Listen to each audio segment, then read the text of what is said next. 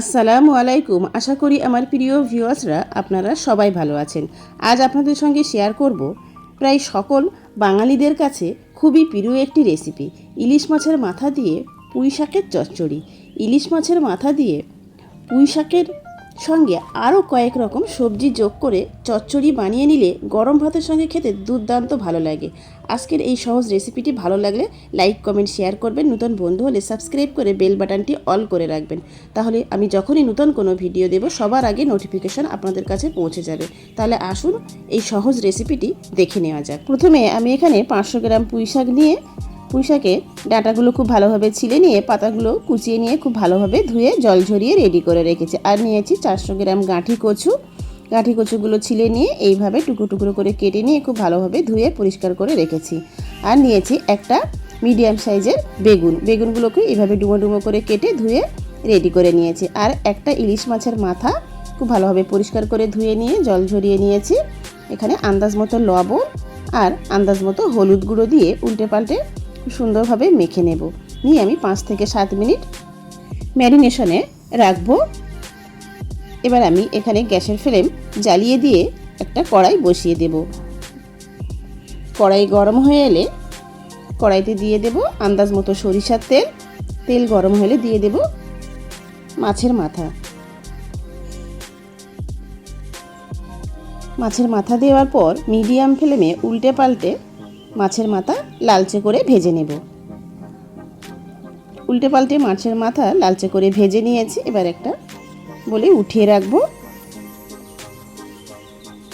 এই একই তেলের মধ্যেই প্রথমে আমি ফোড়নে দেব হাফ টিস্পুন 5 ফোড়ন আর 2টো শুকনো লঙ্কা ফাটিয়ে নিয়েছি। ফোড়নটাকে কয়েক সেকেন্ড ভেজে নেব।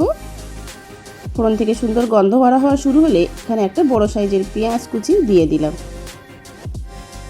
এবার নেড়ে চেড়ে পেঁয়াজ হালকা সোনালি করে ভেজে নেব, তবে খুব বেশি কড়া করে ভেজে নেওয়ার প্রয়োজন নেই। পেঁয়াজ দেখুন পেঁয়াজ এরকমই আমি ঠিক ভাজবো হালকা সোনালি করে। এবার এখানে দিয়ে দিচ্ছি হাফ টিস্পুন আদা রসুন পেস্ট। আপনারা চাইলে শুধু রসুন পেস্টও দিতে পারেন। আমি আদা রসুন পেস্ট হাফ টিস্পুন দিয়ে দিলাম। আদা রসুনের কাঁচা গন্ধটা চলে যাওয়া পর্যন্ত কয়েক সেকেন্ড ভেজে নিয়েছি। এবার এখানে আমি স্বাদ মতো কাঁচা লঙ্কা কুচি দিচ্ছি। নিজেদের স্বাদ মতো লঙ্কা দিয়ে দেবেন, যে যেমন ঝাল খান সেই অনুযায়ী লঙ্কা দেবেন। এবার গুঁড়ো মশলা দেব। গুঁড়ো মশলা দেওয়ার আগে অল্প একটু জল দিয়ে দিচ্ছি যাতে গুঁড়ো মশলাগুলো পুড়ে না যায়। অল্প একটু জল দিয়ে দিলাম। এখানে দেব আন্দাজ মতো লবণ আর হাফ টিস্পুন মতো হলুদ গুঁড়ো। আর সুন্দর কালারের জন্য আমি এখানে 1/4 টিস্পুন মতো কাশ্মীরি রেড চিলি পাউডার দিচ্ছি।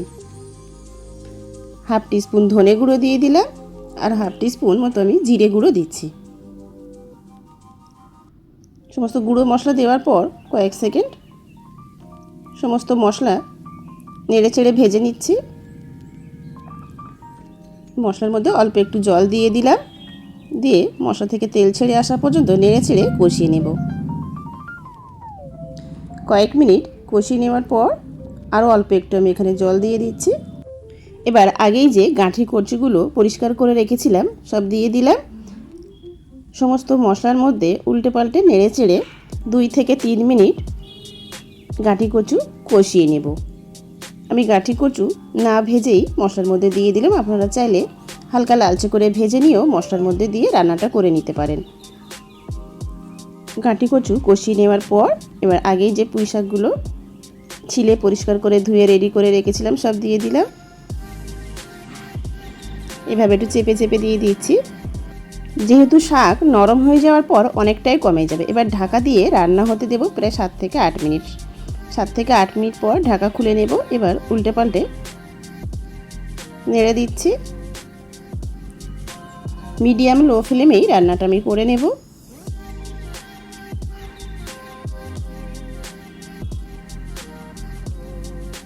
খুব ভালোভাবে নেড়ে দিয়েছি। এবার এখানে আগেই যে বেগুন কেটে ধুয়ে রেডি করে রেখেছিলাম বেগুনগুলো সব দিয়ে দেবো। সেমভাবে আপনারা বেগুনটাও ভেজেও দিয়ে দিতে পারেন। আমি কিন্তু এখানে কোনো সবজি ভেজে দিচ্ছি না। আমি আমার পছন্দ মতো সবজি পুঁই শাকের সঙ্গে অ্যাড করছি। আপনারা নিজেদের পছন্দ মতো সবজি দিয়ে দিতে পারেন। এবার লো ফ্লেমেই রান্না হতে দিয়েছিলাম প্রায় 8 থেকে 10 মিনিট। দেখুন সবজি থেকে অনেকটাই জল ছেড়ে এসছে।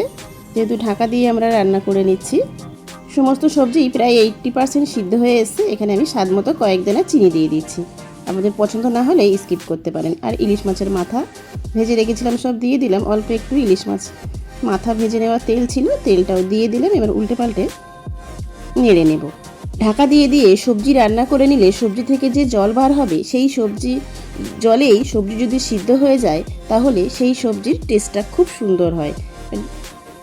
ঢাকা দিয়ে রান্না হতে দিচ্ছি 5 থেকে 7 মিনিট। প্রায় 7 মিনিট পর ঢাকা খুলে নিয়ে ভালোভাবে নেড়ে দেব। আর এখানে যে বেগুনগুলো আছে, বেগুনও খুব সুন্দরভাবে সিদ্ধ হয়ে গেছে। একটু প্যাচুলারের সাহায্যে এইভাবে একটু ভেঙে ভেঙে দেব, যাতে সবজিটা বেশ একটু মাখো মাখো হয় আর খেতেও ভালো লাগে। সমস্ত সবজি প্রায় সিদ্ধই হয়ে গেছে। দেখুন, গাঁঠি কচু খুব সুন্দরভাবে সিদ্ধ হয়ে গেছে। এই সবজির মধ্যে যে এখন অল্প একটু জলীয় ভাব আছে, এই জলটাকে নেড়ে চেড়ে শুকিয়ে নিতে হবে। যেহেতু আমরা চচ্চড়ি বানাচ্ছি, যতক্ষণ না চচ্চড় করে আওয়াজ হবে ততক্ষণ আমরা নেড়ে চেড়ে রান্না করে নিতে হবে।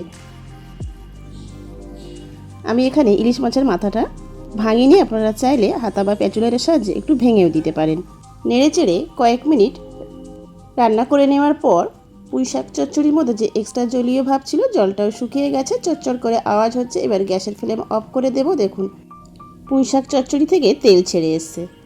এবার এইভাবে ঢাকা দিয়ে স্ট্যান্ডিং টাইমে রাখবো। কিছুক্ষণ পর সার্ভ করে নেব। স্ট্যান্ডিং টাইমে রাখার পর একটা সার্ভিং প্লেটে উঠিয়ে নিচ্ছি। আমার মতো করে অন্তত একদিন হলেও এইভাবে পুঁই শাক চচ্চড়ি বানিয়ে দেখুন। গরম ভাতের সঙ্গে খেতে দুর্দান্ত ভালো লাগে। আশা করছি একটু হলেও আজকের এই সহজ রেসিপিটি আপনাদের ভালো লেগেছে। ভালো লেগে থাকলে লাইক, কমেন্ট, শেয়ার করবেন। নতুন বন্ধু হলে সাবস্ক্রাইব করে বেল বাটনটি অল করে রাখবেন। তাহলে আমি যখনই নতুন কোনো ভিডিও দেব, সবার আগে নোটিফিকেশন আপনাদের কাছে পৌঁছে যাবে। ভিডিওটি শেষ পর্যন্ত দেখার জন্য সবাইকে অসংখ্য ধন্যবাদ।